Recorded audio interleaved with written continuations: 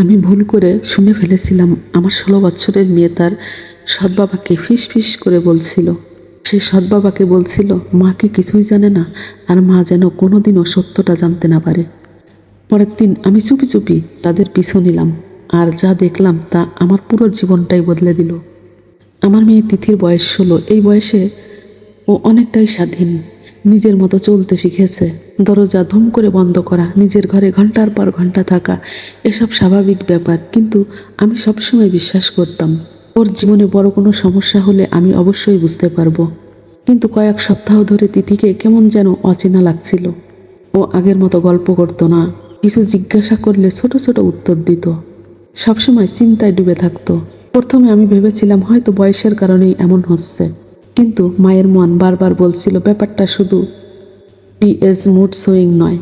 গত মঙ্গলবারের ঘটনা, আমি গোসল করতেছিলাম, হঠাৎ মনে পড়লো নতুন কেনা হেয়ার মাস্কটা নিচে ব্যাগে রেখে এসেছি। তাড়াহুড়া করে তোয়ালে পেঁচায়ে নিচে নেমে এলাম।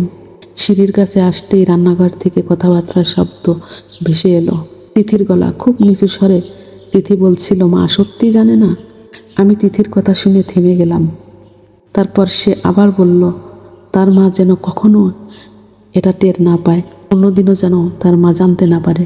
এই কথা শুনে আমার বুকটা ধড়ফড় করে উঠল।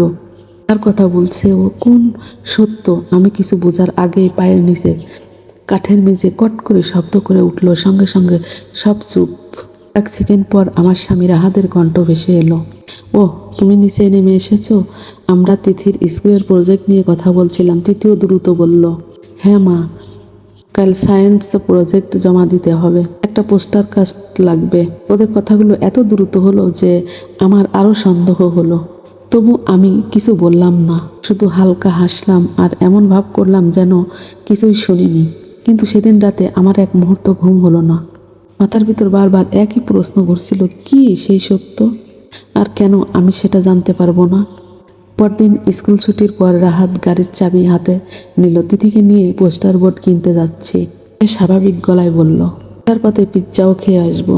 তিনি জুতা পরল, কিন্তু একবারও আমার দিকে তাকালো না।